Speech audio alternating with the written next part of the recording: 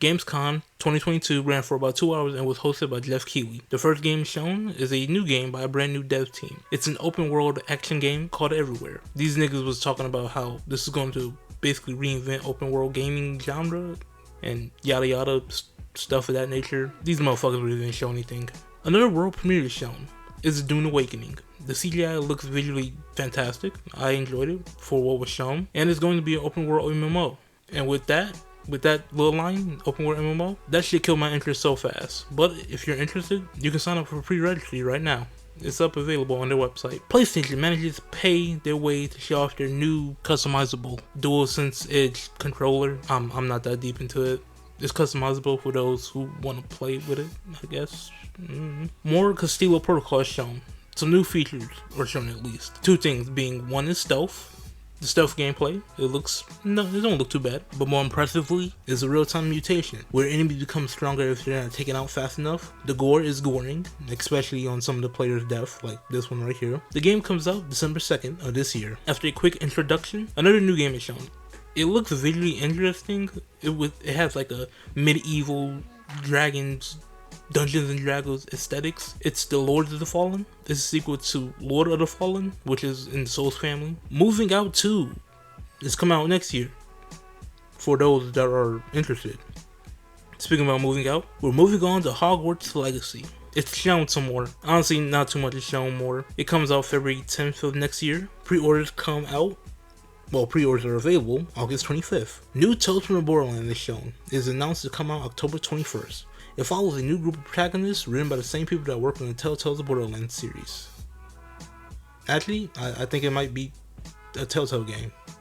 I'm not 100% sure, but I believe it is part of like their new group. Well, their revival, I guess. Techland comes out and shows Dying Light 2 DLC called Bloody Ties. It comes out October 13th. A strategy pirate game called Tartuga, A Pirate's Tale is shown.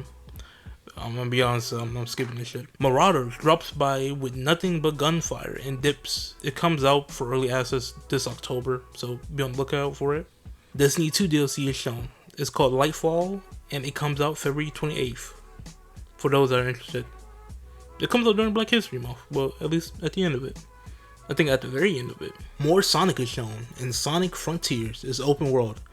It looks good, but some of like the environments, they look a little bit too bland for Sonic. Also, the world looks too big with not enough stuff in it, but I will save my entire judgment on November 8th of this year when it releases. Another game is shown, made by Quantic Dreams, the same people who brought us games such as Detroit Become Human. It seems to take place underwater.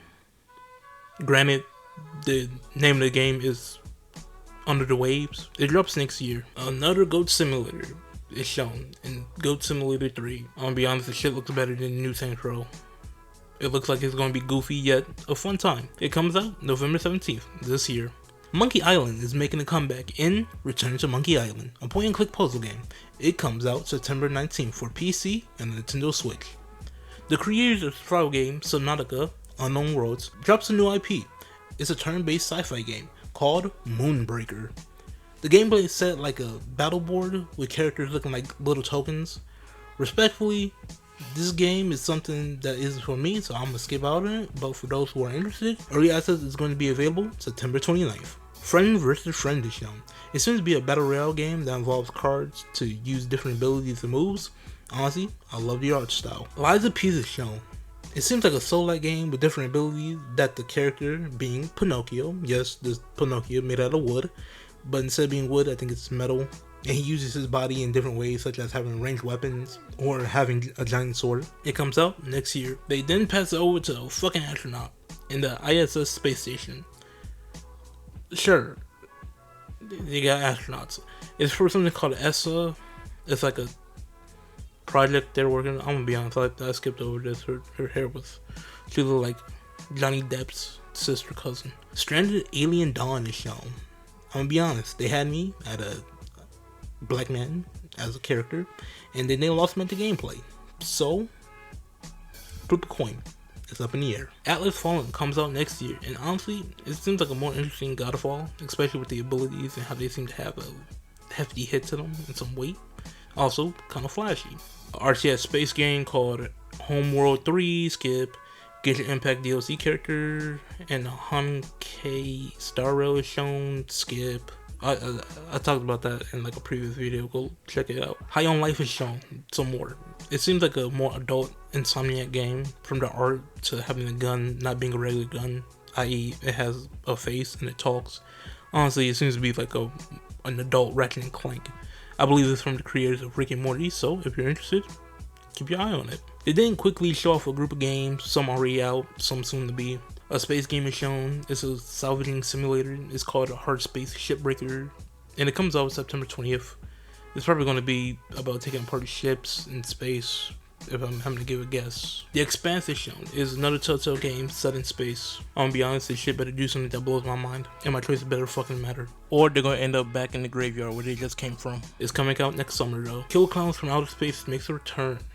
It's probably going to play like Friday the 13th, since the people that worked on Friday the 13th is working on this game, so hopefully this will be a cool little group game to play with a group of friends. Another fucking space game. It seems like an action-packed, but no clue in the story besides surviving. It's called Scars Above, with no release date. An RPG created by Wicked Games, a studio with people that damn near work on all the big RPGs such as Fallouts, Skyrim. Yeah, they're making a game. It's called Wyrong Song. I fucked that entire name up. It's right there in the corner. You can look at it. Age of Empire 4 is shown. I think it's DLC, but I don't really care about that, so we're skipping it. Gotham Knights is shown some more. More villains are shown. And respectfully, hey, some of them look ass. Like Clayface. He looked better in Arkham City in my opinion. But I'm gonna wait on my opinion. I'm gonna hold off until judging it when it comes out, October 21st. So I think it moved up like 2 days. Where Winds Meet is shown, and from what is shown, it looks good. The comeback looks solid. Also, I enjoy the time period setting. It looks like a better Naraka, so I'm slightly interested in it. Hideo Kojima has a podcast coming to Spotify. The first episode is coming September 8th. What does that have to do with gaming?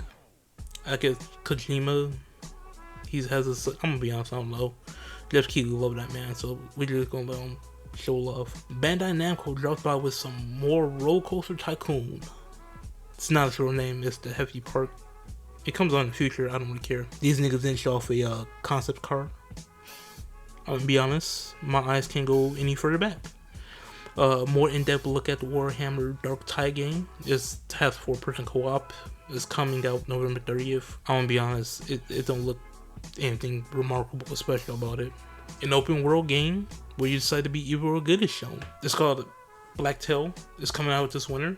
From what I can tell, it's about like a huntress, and you just pick routes, I guess, make deals with devils, angels, I don't know. Fatten Hellcat is shown.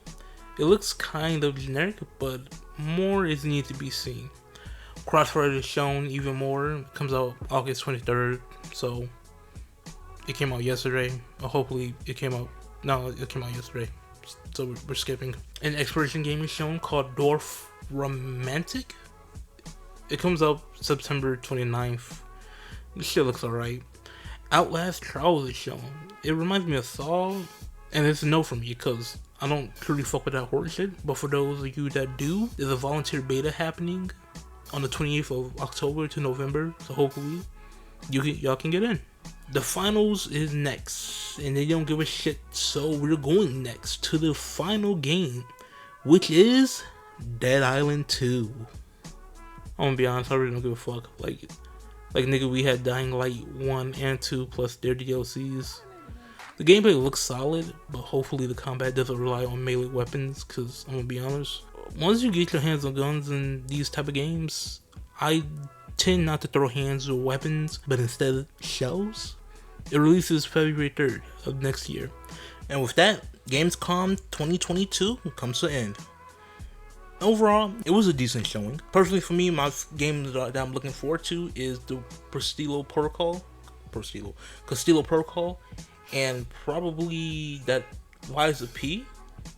But that's just my list. If you like what you saw, hit that like and subscribe button, because you know, that don't hurt. Also, comment down what games are you looking forward to. Actually, also comment down what games you aren't looking forward to. And with that being said, I bid you farewell until the next one. Goodbye.